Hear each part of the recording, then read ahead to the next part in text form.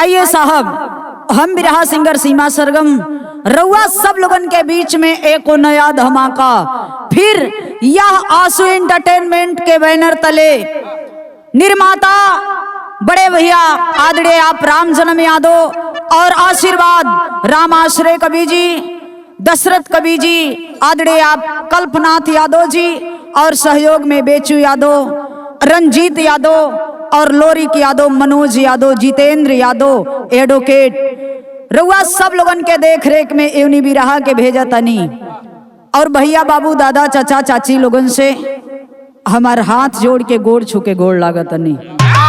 हमके पूरा विश्वास बा कि रउआ सब लोग एक गीत के सुनम और प्यार आशीर्वाद देब। भूमिका के भाव में कवि जी 4 लाइन माई के ऊपर लिखलन है। कैसे भैया?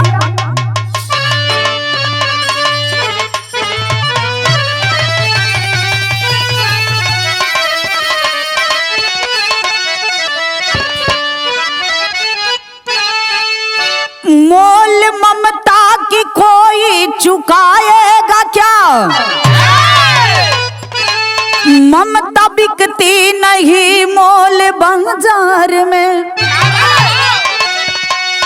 माँ की ममता मिले खुश नसीबों को ही,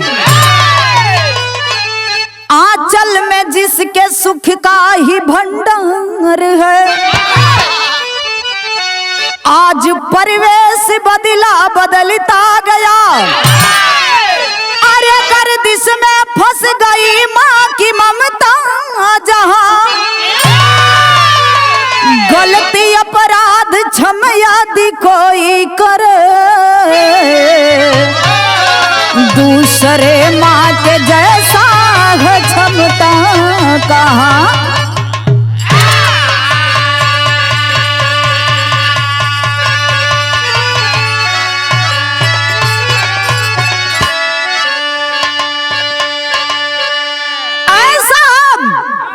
सुनने वाले साथी गौर करेंगे, भाई दुनिया में बहुत से प्यार करे वाला मिल रही हो भैया बाबू, लेकिन आपन माई जो अपने बेटा और बेटी से प्यार करेला न हो बाबू, दुनिया में कोई न मिली। माई का ही ममता इतना सच्चा हो खेला कि अपने बेटी और बेटा, चाहे बाबू बेटा होखे या बेटी होखे, बेटा बेटी कितनो नलायक हो जाला हो बाबू। बाबू तो एक बार नकार दिए हो पंचो, लेकिन माई के एक बार बेटा या बेटी माई प्यार से कही के बुला दई हो बाबू, तो माई के अचरा में उहे छाव मिलेला। बिरहा में एगो गजल का टुकड़ा लगल मास्टर।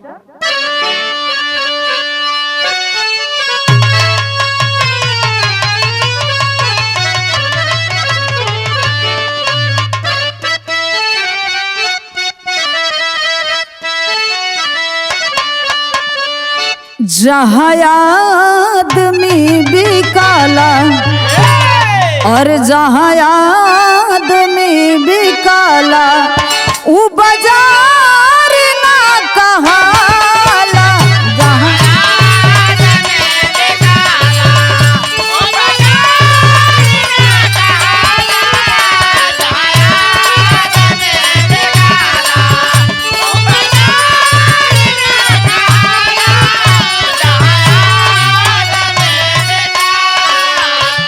लेकिन बिरहा के भाव में कवि जी लिखलन है का, जीवन की मूर्ति को,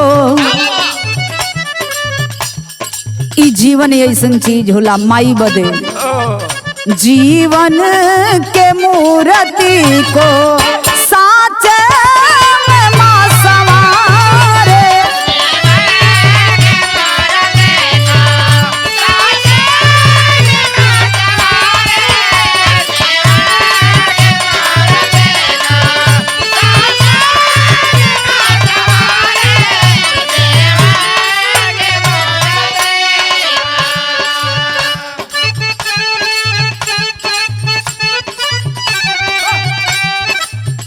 जीवन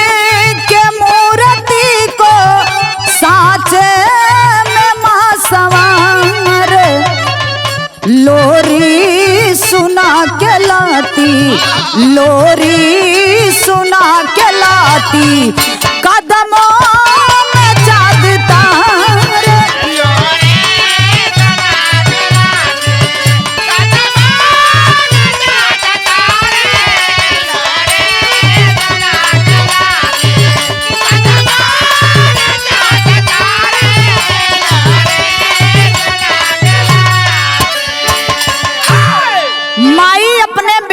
बेटा खातिर हर एक काम करेली हो बाबू।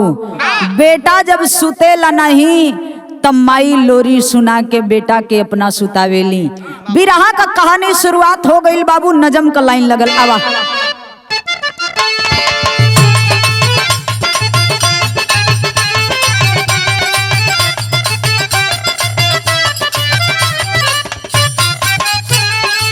बिलकती ममता जहाँ ढूंढती सहारा है, नई पीढ़ी से कहीं दिखता ना किनारा है। मशहूर यूपी में झांसी की कहानी है, दर्द ममता की एक माता ने बखानी है। वहीं पर रामपति कुसुम का परिवार रहा, बच्चे की ख्वाहिश थी अधूनी बस लाचार रहा। बात बनती नहीं वो झाई और सखाई से, किस्मत भी साथ नहीं दे रही दवाई से। आई एक साधु कारण पूछते लाचारी का, आई एक साधु कारण पूछते लाचारी का, था लगती नहीं है कोख के बीमारी का।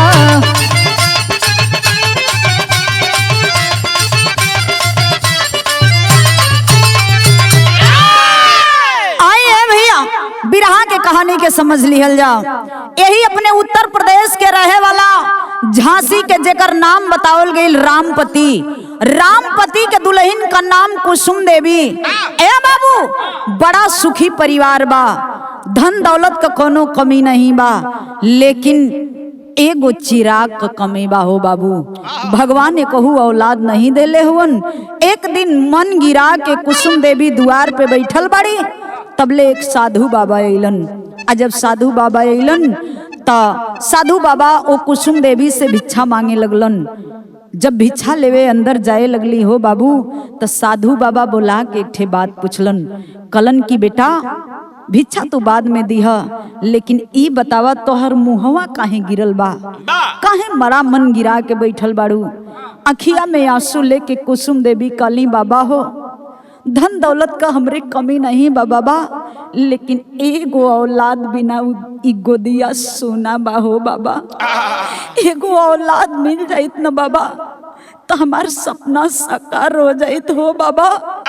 साधु बाबा कलन किए रे बेटा इतने बात करतीन रो थू। अरे अभिन तोहार उम्र कितना बीतल बा। नहीं बाबा उम्र का बात नहीं है ओ बाबा, लेकिन जानत हुआ बाबा अगल बगल का लोग हमके बजनिया कई के बोलावे लन बाबा। जब बाजिन का नाम सुनी लन बाबा तो करे जवाब फट जाला हो बाबा। एक ठे चाहे बेटी या चाहे बेटा हो जात न बाबा, एक गोदिया भर जात न बाबा, तो हमार सपना साकार हो जात बाबा। साधु बाबा एक ठे बात कलनो बाबू। बिरहा में एगो गीत लग गई।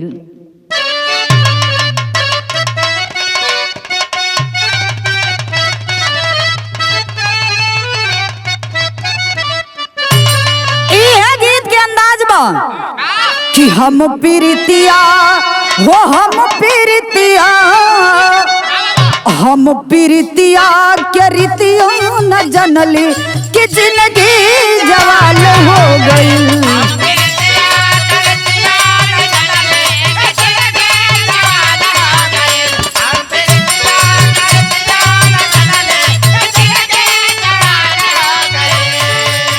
वो साधु बाबा से कुसुम एक ठे बात कहलिन कि बाबा एगो काम हमार कर दा। कि बाबा देख लेता हो, बाबा देख लेता, बाबा देख लेता हाथ के लकड़िया अचरिया के भाग जागता।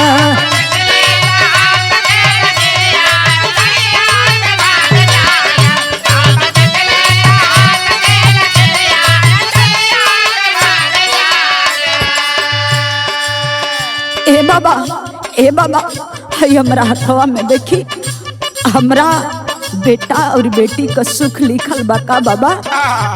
एक बार देख के बताई ना बाबा, हमार मनवा बहुत घबरात बा बाबा।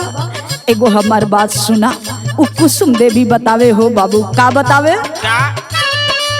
लगत कि टूट जाई असरा लगल का, वंश मिटावे वाला आई गईल पल का।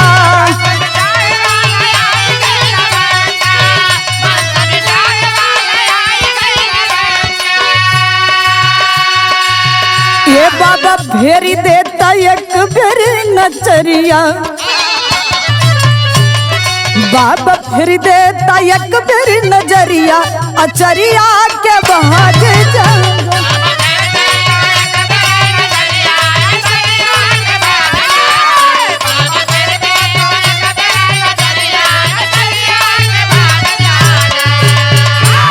ए बाबा एक बार बता द बाबा, हमरे मनवा के सुकून हो जाई बाबा।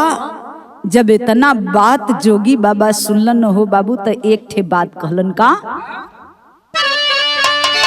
सुख दे के दुख मोल ले रही, अरे सुख दे के दुख मोल ले रही, अपने ऊपर माँ भारी है। करती हो स्वीकार शहर से यदि तो देता वचन पुजारी है। 21 दिन तक निर्जल व्रत रख सकती हो तो रख लेना, औलाद का फल यदि मीठा है तो समय पर उसको चख लेना। जोगिंदर नाम रख देना उसका, अरे जोगिंदर नाम रख देना उसका, बाबा जी आज तिखार चले, दक्षिणा उसी समय लूंगा, बाबा जी रख के विचार चले। ए बाबू हथवा का लकीरिया बाबा देखत हुअन, कुसुम से बतावत हुअन, लइका का भाग तोहरा नसीब में जरूर बा, लेकिन तोहके निर्जल उपास रखे के पड़ी। अगर जो 21 दिन उपास रख सकत हो तो 21 दिन बिना पानी पियले तोहके पूजा करे के पड़ी। यदि तू पूजा में सफल हो गईलू तो तोहके बेटा मिल जाई, और जौने दिन तोहके बेटा मिल जाई वही दिन हम तोहरे दुआर पे आईब, तब भिक्षा लेके जाईब, वही दिन हम विदाई लेब, आज तुमसे भिक्षा ना लेब। ए बाबू बिरहा में गीत बदल गई।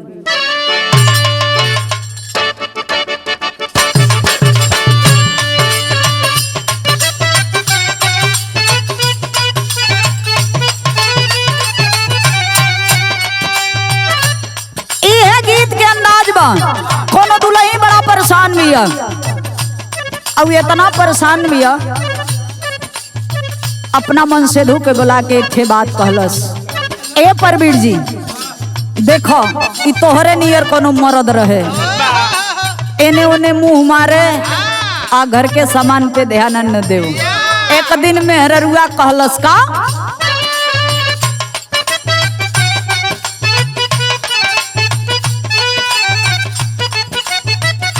मन कर सिलवट पे लोढ़ा से, मन कर सिलवट पे लोढ़ा से, कुछ दिन जवानी रजऊ।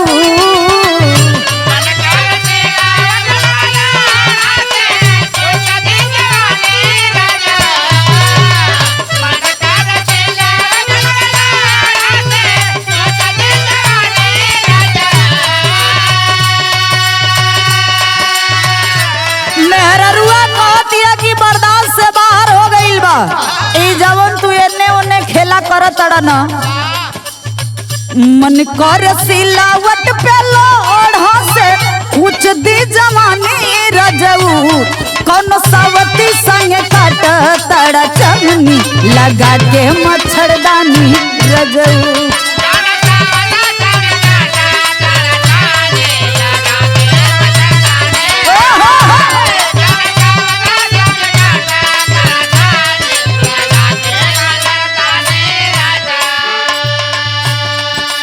लेकिन ए बाबू उ देखी जोगी बाबा का बतिया धीरे धीरे बुझाता कि सच हो जाई।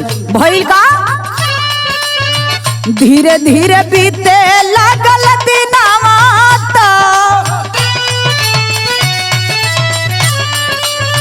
धीरे धीरे बीते लागल दिनवा त आसरा जनाए लगल।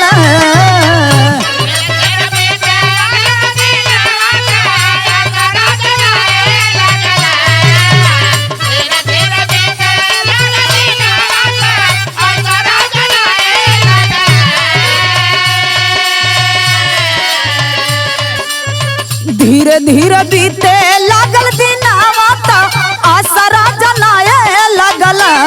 भइल पोखिया में सुघरल लनवा तया सारा पुराए लगल।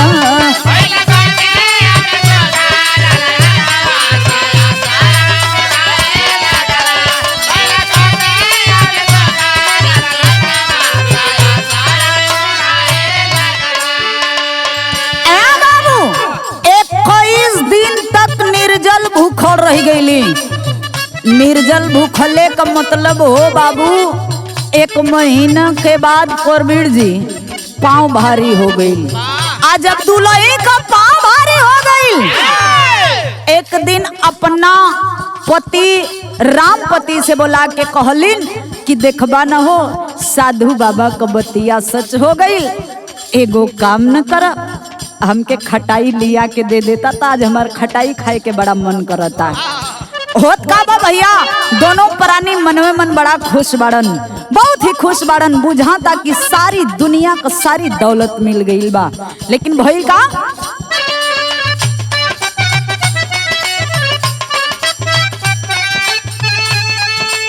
सालों भर बीतल नहीं बाबा गईले आई, साल भर बीतल नहीं बाबा गईले आई, मानेला दुआरिया पर अपना विदाई।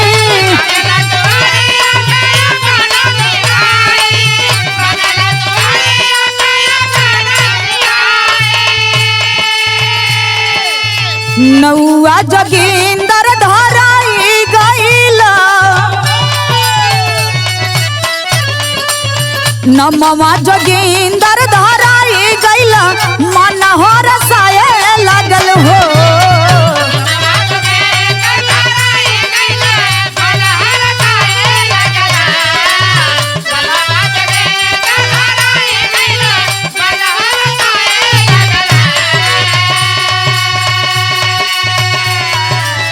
नमवा जोगिंदर धराई गईला, मन हरसाए लागल हो। भइल पोखिया में सुघरल लनवा त सपना पुराए लागल हो।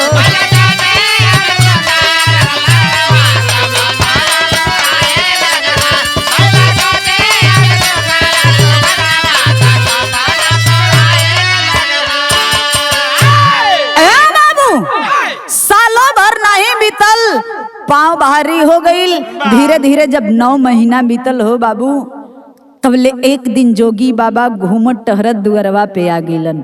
आ जब दुआरे पे अइलन तो कुसुम जब देखली हैं कि उहे जोगी बाबा हुवन, जौना जोगी बाबा के बतौला से हमार पाँव भारी हो गई, हमारे मुंह में चंदन लग गई। ए बाबू झट से जाके कुसुम जोगी बाबा को पौआ धल लेहलिन कि बाबा बाबा जोन कहली आप उस सच हो गई बाबा। जोगी बाबा कलन बेटा अगर जो बेटा होगा ना, बेटा होगा तो उसका नाम जोगेंद्र रखना, हमारी विदाई दो और हम चले। ए बाबू देखी भइल का लाल तो हो गईल, भगवान का मर्जी बेटा ही भइल। ओ बेटवा का नाम माई बाबू बड़ा प्यार से जोगिंदर नाम रखलन। धीरे धीरे बेटा सयान होखे लगल। जब 5 साल बीतल हो बाबू, तब माई बाबू बड़ा प्यार से एगो बढ़िया स्कूल में जाके बेटा का नाम लिखवा दिहलन। धीरे धीरे बेटा पढ़े लगल।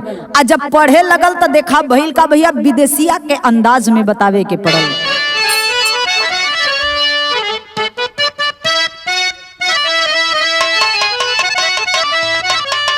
अरे ममता लुटावे लगली कुसुम मतरिया हो, आ केतना तपस्या कई के पवली ललनवा, मेहनत से पढ़ावे लगल रामपति बेटावा के, बन जइह लायक लाल देखी जगनवा। अपने ही सकुलवे से नेहा के भगाई लैला, आ कई के कोट मैरज जब की अइला भवनवा। यही फिक्रिया में बाबूजी झुराए लगल, एक दिन तो जीत गल अपनो परनवा।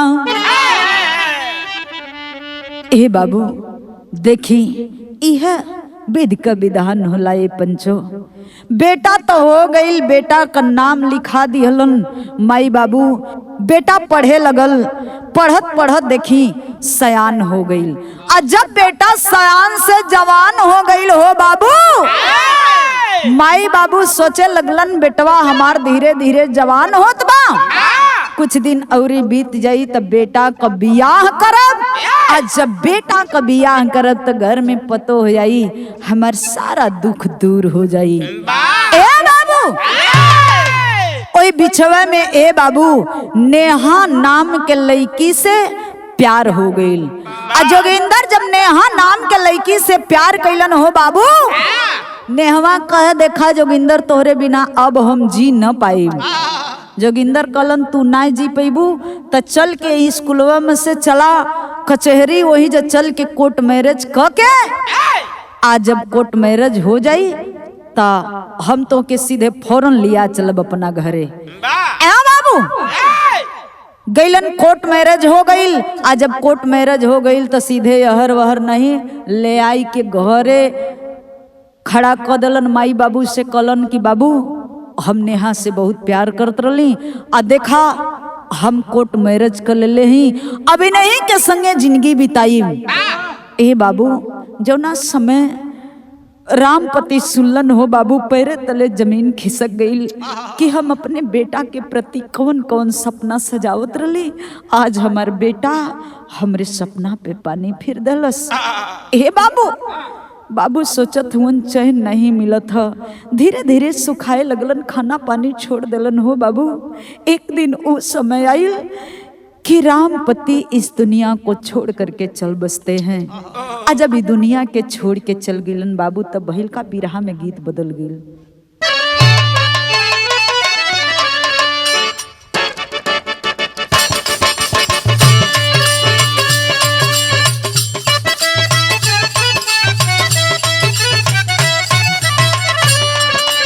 गीत से सुंदर हमरे कवि जी बिरहा के भाव में लिखलन है।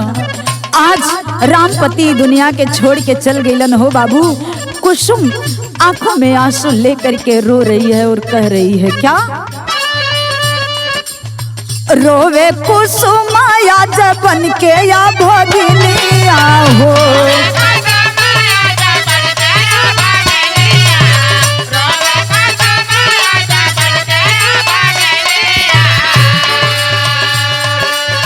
उजरल बा दुनिया हो, केकरा से दुखावा सुनाई बिलाई गईली।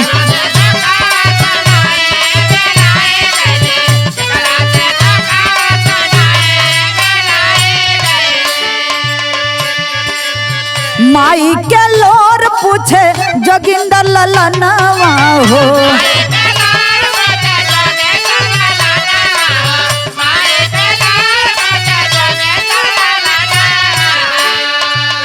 अखिया तारे रे नेहा बन के बेगानावा हो,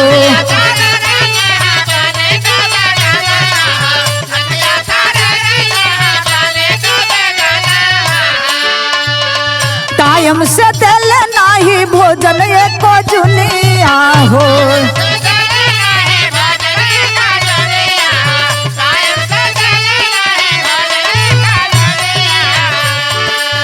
माई के पपनिया हो, ऊपरा से मुँह बिचकाई पिलाई गईली।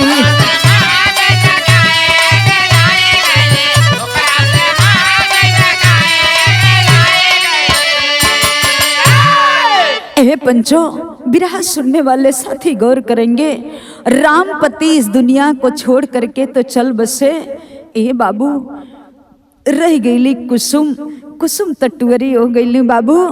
बेटा एगो रहल, प्यार क के दुल्हन घर में ली आइल तो हो बाबू, लेकिन उ दुल्हन माई के माई जैसन नहीं माने हो बाबू।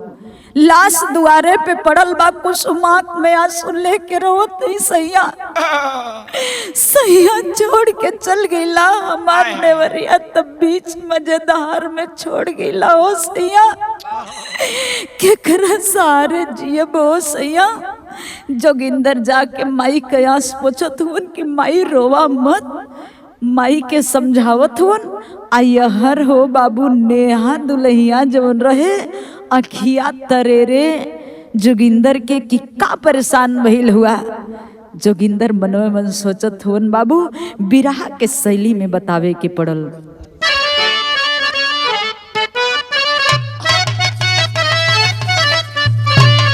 और बुढ़ाई जीव के काल बन गईल, अरे बुढ़ाई जीव के काल, बुढ़ाई जीव के काल बन गईल। अरे नेहा रोज सतावे दुअरे रिर के माई, अरे हो माई।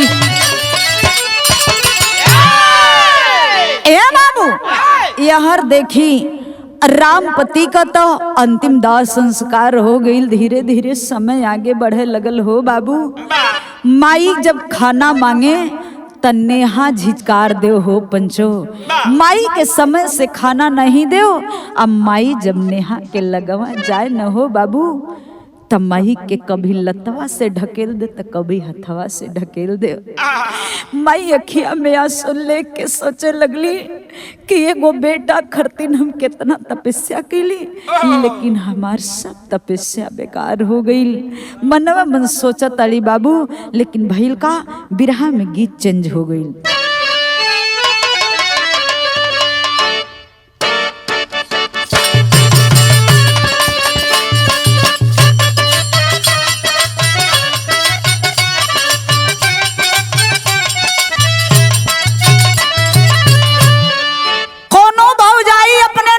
पूछे परबिड़ जी, कहाँ पूछे? अरे सरंगिया वाले कडेरावा, सरंगिया वाले कडेरावा, बताई देर लहुरी नाना दी।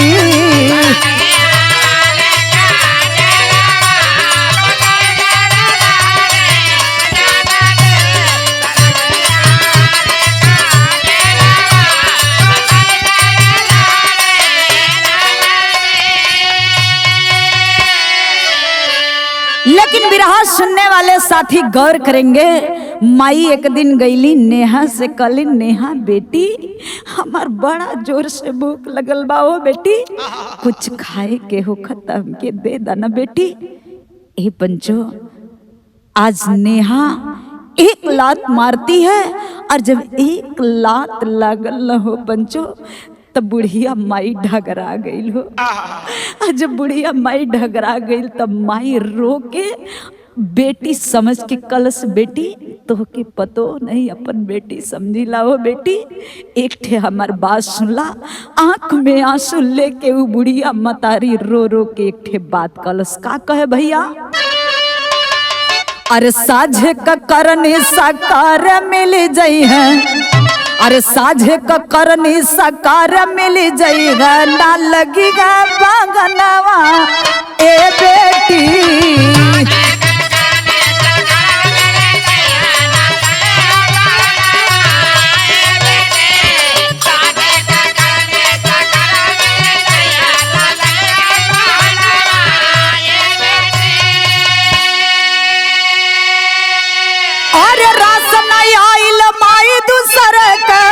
जब देखिएगा नया नवाए बेटी, साझ के करनी सकार मिल जाएगा, ना लागी बगनवा ए बेटी।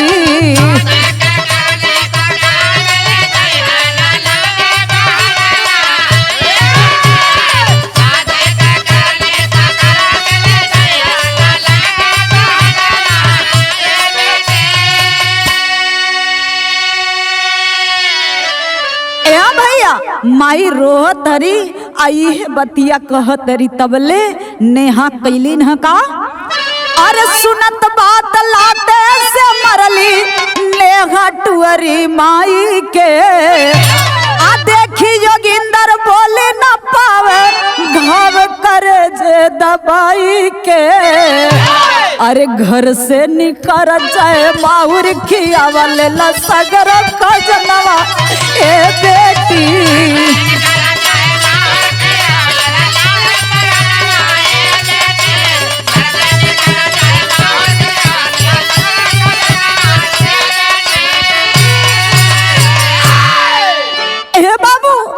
माई रोवत तड़ी अखिया में आसबा माई ने हंस का तड़ी की अरे पगले तो के हम पतो नहीं अपन बेटी जैसन मानी लाओ बेटी तू काहे हमरे साथ में ऐसन कर तड़ू हो बेटी ए बाबू झटे से नेहा वो बुढ़िया माई के हाथ धैली ना लगली दुअरवा पे घिसरावे आ जब दुअरवा पे घिसरावे लगली नो बाबू हथवा जोड़ के माई कहे कि बेटी एगो काम करा बेटी तू अपने से हमरे बेटा से हमके दूर मत करा हो बेटी हमार सगरो चीज ले लाओ बेटी हमके सुखल रोटी खियादा लेकिन हमरे बेटा के हमसे दूर मत करा हो बेटी जब इतनी बात बाई काले बाड़ी तो बहिल का भैया बिरहा में गीत बदल गई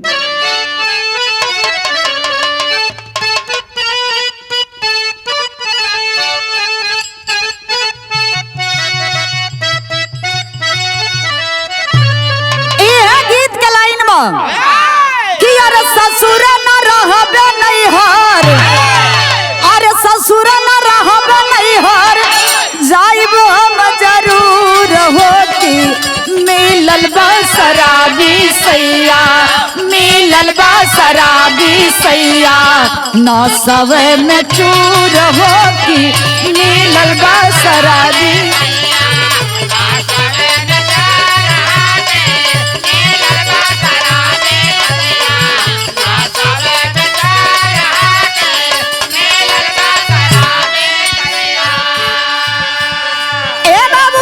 मतारी वहां रोवत बा लेकिन नेहा एक थे बात कहे का कहे रूपवा बनवली नेहा रूपवा बनवली नेहा अपना खुखार होती देव परनवा माहुर देव परनवा माहुर खाई के निसार होती देव परनवा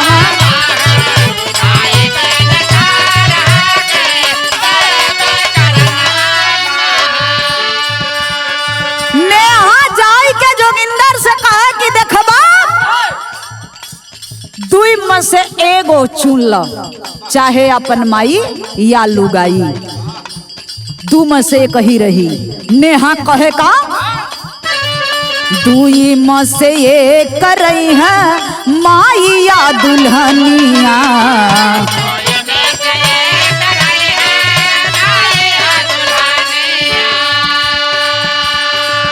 सोचे जोगिंदर हमके का कही दुनिया हो का कही दुनिया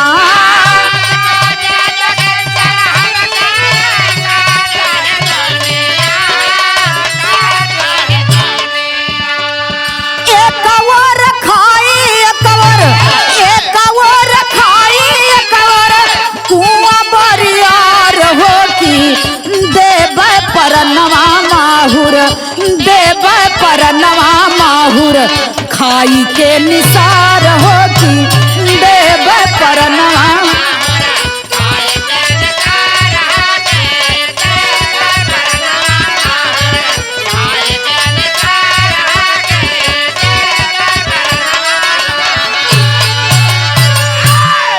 ए बाबू जाई के नेहा जोगिंदर से कॉलेज देखबा दुई में से कही गो रही जौन इच्छा करे चुनला हमार कोनो दबाव नहीं बा ए बाबू जब नेहा के बात जोगिंदर सुनलन तो सोचे लगलन कि मेहरारू के छोड़त ही फिर भी दुनिया थुकी अब माई के छोड़त ही तब भी दुनिया थुकी ए बाबू जोगिंदर कैलन का पहपट के अंदाज में बतावे के अरे विद्याश्रम में दिहला पहुँचाई अपन माई के, अरे विद्याश्रम में दिहला पहुँचाई अपन माई के, काट कर जा कैले बाहर जाई अपने माई के।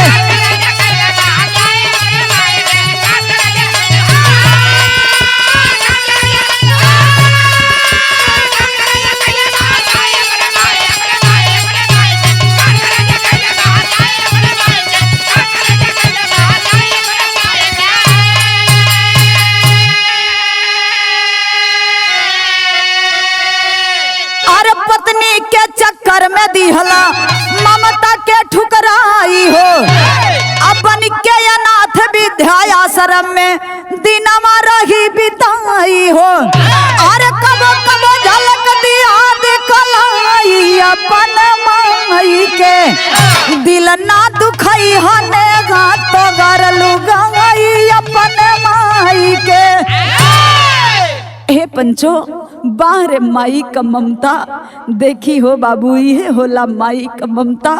वो माई के लेके जोगिंदर चलल हुआ विद्याश्रम में, और जब विद्याश्रम में लेके गईलन माई के हो बाबू, ता माई के जब छोड़ के आवे लगलन जोगिंदर, माई बोला कि एक ठे बात अपने बेटवा से कली, बेटा के आगे हाथ जोड़ के कली, बेटा छोड़ के तो जात हुआ बेटा।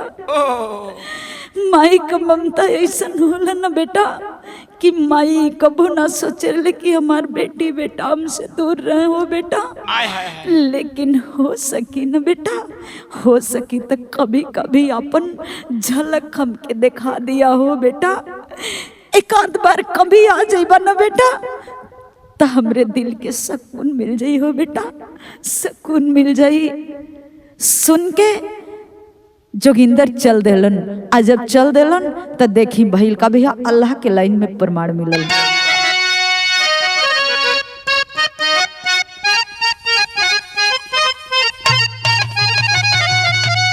अरे जौने या शरम में माई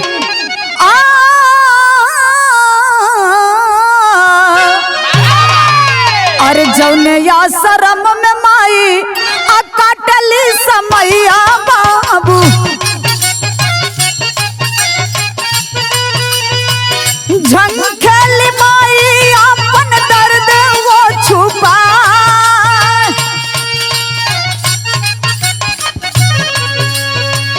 बीतल कुछ दिन तब जो गिंदर ललनवा बाबू, घरवा पे बैठे अपन मुँह गिरा, माई से मिली आवा एक बेर गुजरिया चली के, दे आशीर्वाद माई देख के गरसा, गईल विद्याश्रम माई एक गो सहेली साथ,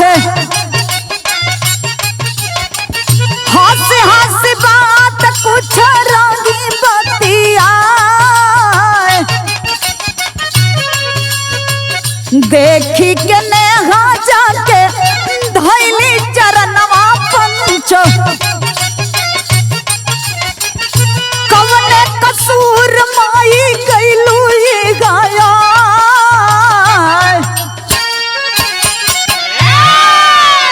एक दिन जोगिंदर बैठल हुवन दुवरिया पे हो बाबू, मनवा गिराए के बैठल हुवन, यहर नेहा पुछलस कहो आज तोहार कैसन बड़ा मन गिरल हो, बहुत उदास बैठल हुआ। जोगिंदर नेहा से कहे लगलन बड़ा दिन हो गई माई के देखले हो नेहा, एक दिन इजाजत दे तू तो चल के माई के देख आवल जात, हम यह लिए तुमसे नहीं कहत रहली कि हम कह दे तो लगबू गुस्साए खिसियाए लगबू, यही से हम तुमसे कुछ नहीं कहत रहली।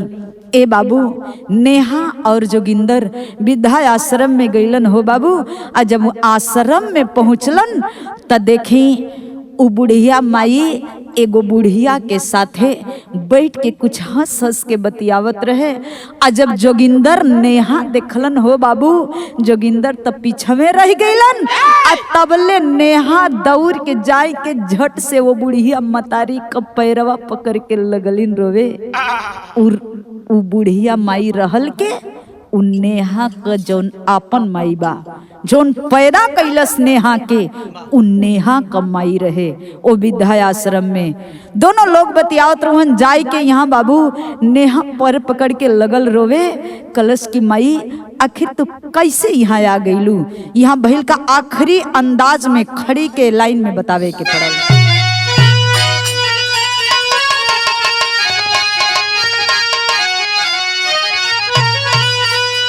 अरे नेहा दुखी भइली करने के फल पाई के, अरे माई के ना दुखी करिहा, अरे हो माई के ना दुखी करिहा, अरे कबहू भुलाई के हो माई के ना दुखी।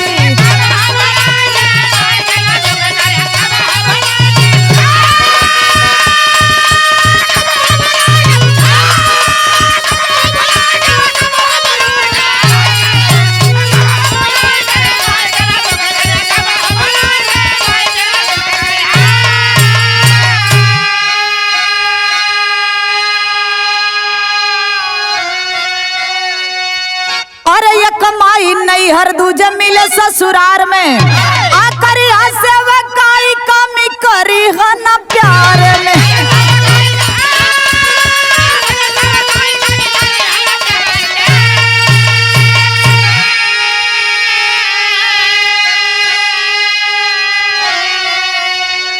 तो खुशी कहाँ मिली हमारी के दिल दुखाई के, माई के ना दुखी करिहा, कबहू भुलाई के माई के ना दुखी करिहा।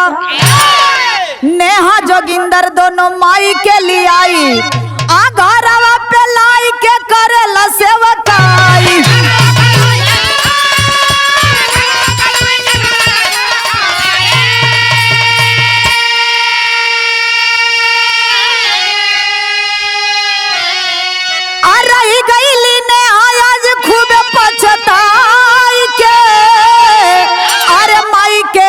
दुखी करिहा, कबहू भुलाई के माई के ना।